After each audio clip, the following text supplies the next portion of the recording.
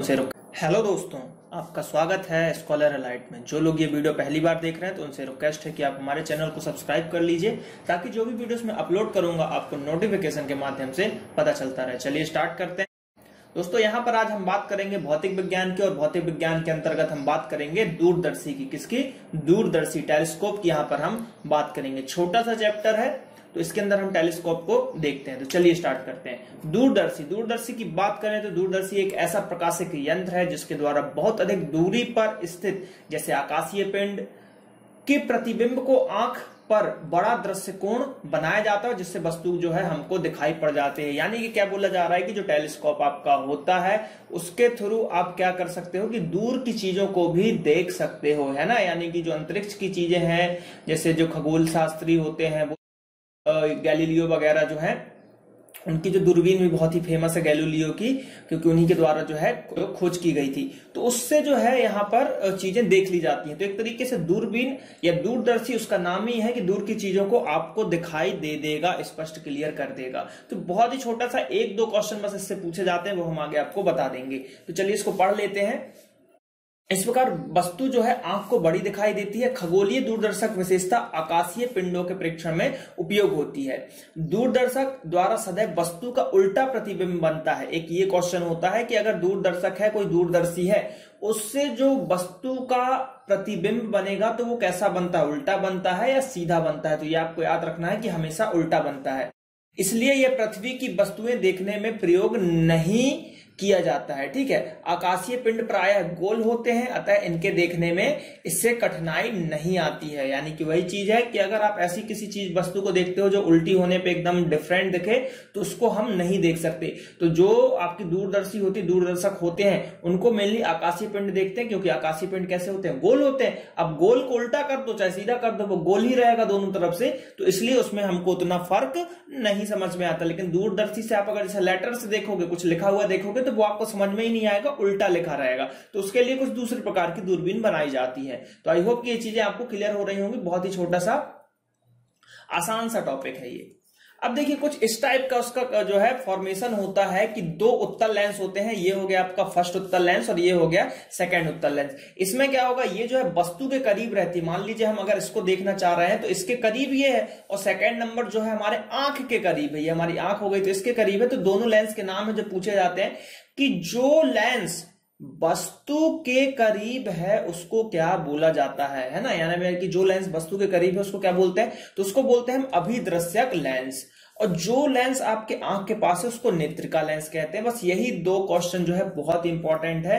कई बार क्वेश्चन पूछ चुका है कि जो दूरदर्शी में एक तो कितने लेंस होते हैं? तो दो लेंस होते हैं। कौन से लेंस होते हैं? तो उत्तल लेंस होते हैं।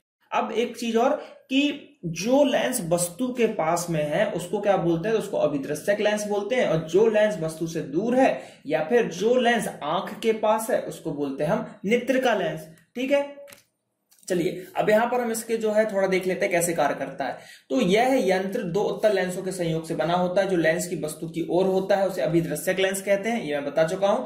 और यह लेंस अधिक फोकस दूरी तथा अधिक द्वारक का उत्तल लेंस होता है। इसकी जो है फोकस दूरी भी अधिक होती है और लेंस का द्वारक होने के कारण दूर की वस्तु से आने वाले प्रकाश की अधिक मात्रा को यह एकत्रित करता है, जिससे दूरदर्शी में बने अंतिम प्रतिबिंब की तीव्रता बढ़ जाती है। यानी कि इसकी फोकस दूरी अच्छी है और ये सामने रहता है वस्तु के, तो जो वस्तु से प्रकाश आता है उसको ज्यादा मात्रा में यहाँ पर कलेक्ट करता है। ठीक है, अब ज्यादा मात्रा में उसने कलेक्ट किया तो यहाँ पर हुआ क्या कि जो उसका प्रतिबिंब बढ़ा उसकी तीव्रता भी बढ़ गई, प्रतिबिंब की तीव्रता भी बढ़ जाती है। फिर क्या होता है, फिर जो अभिदर्शक लेंस है वो एक बेलनाकार नली के एक किनारे पर लगा होता है और दूसरे लेंस को उसके निकट जो है आंख को रखकर दूर के प्रतिबिंब को देखा जा सकता है। यानी कि देखिए एक ये बेलनाकार जैसे नली में ऐसा लगा हुआ होगा, ठीक है, यहां तक, और यहां से आप देख रहे हैं तो ये तो जस्ट पास में रहेगा और ये वाला दूर में रहता है। अब अभिनेत्र लेंस जो है आपका, ठीक है, नेत्रिका या जो अभिनेत्र लेंस है, इस लेंस की फोकस दूरी एवं द्वारक दोनों ही कम होते हैं। बनी सी बात है, पास में लगाया गया तो इसकी फोकस दूरी भी कम होगी। और यह भी बेलनाकार नली के एक सिरे पर लगा होता है और अभी नेत्र लेंस की नली को अभिदृश्यक की नली में फिट करके आगे पीछे खिसकाया जा सकता है। यानी कि इसको आप अपने हिसाब से एडजस्ट कर सकते हो आगे पीछे, उस तरीके से आप कैसा दिखाई दे रहा है उस तरीके से आप इसको कर सकते हो। तो यही सब चीजें हैं, बेसिक सा है। मेनली आपको 2-3 चीजें याद रखनी जो मैं बताता जा रहा हूं कि भाई 2 लेंस होते हैं। कौन से लेंस होते हैं? तो वो उत्तल लेंस होते हैं, फिर अभिदर्शक लेंस होता है और उसको नेत्रिका लेंस कहते हैं, या फिर अभिनेत्र लेंस भी इसको कहा जाता है। ये सब चीजें हैं यहाँ पर, ठीक है। अब जो एक क्वेश्चन आता है कि दूरबीन की आवर्धन शक्ति का फॉर्मूला, तो वो होता है m = FO/FE। और यहां पर अगर FO की बात करें तो अभिदर्शक जो लेंस है उसकी फोकस दूरी बटे नेत्रिका लेंस की फोकस दूरी, है ना। यानी कि दूर ऑब्जेक्ट, इसको हम ऑब्जेक्ट कर बोल सकते हैं ना, O से ऑब्जेक्ट और E से I। तो ऑब्जेक्ट के पास जो लेंस है उसकी फोकस दूरी और E यानी कि I के पास जो है उसकी फोकस दूरी को अगर आप अनुपात रेशो ले लेते हो तो उससे जो है आपका m की वैल्यू आ जाएगी। अब दूरबीन जो है मेनली 2 प्रकार के होते हैं, एक होता है अपवर्ती तथा परावर्ती। और अपवर्ती दूरबीन भी 2 प्रकार का होता है, एक होता है खगोलीय दूरबीन और गैलीलियो की दूरबीन, ठीक है। तो यहां पर क्या है कि दूरबीन 2 प्रकार के हैं, आपको याद रखना है, एक होता है अपवर्ती और एक होता है परावर्ती। अब जो अपवर्ती होता है वो भी 2 प्रकार का होता है, एक होता है खगोलीय दूरबीन और दूसरा होता है गैलीलियो की दूरबीन। बस इतना सा ही है, इसमें जो मैंने 2-3 क्वेश्चन बताए हैं उसी को आप पढ़िए, और कुछ नहीं आने वाला इससे आगे दूरबीन से क्वेश्चन, ठीक है। तो यहाँ पर ये लेक्चर समाप्त होता है और जल्द ही आपकी फिजिक्स खत्म होने वाली है 3-4 लेक्चर में, तो आपको वीडियोस मिलते रहेंगे। तो आप चैनल को सब्सक्राइब कर लीजिए, बेल आइकन को दबा दीजिए और ज्यादा से ज्यादा वीडियोस को देखिए। और फिजिक्स आपको डिटेल में पढ़नी है और उसके नोट्स चाहिए तो इस वीडियो के नीचे डिस्क्रिप्शन में लिंक दी हुई है, आप 50 रुपए में उस PDF फाइल को परचेस कर सकते हो, उसमें और ही डिटेल में समझाया गया है। तो चलिए मिलते हैं अगले वीडियो में। थैंक यू, जय हिंद, जय भारत।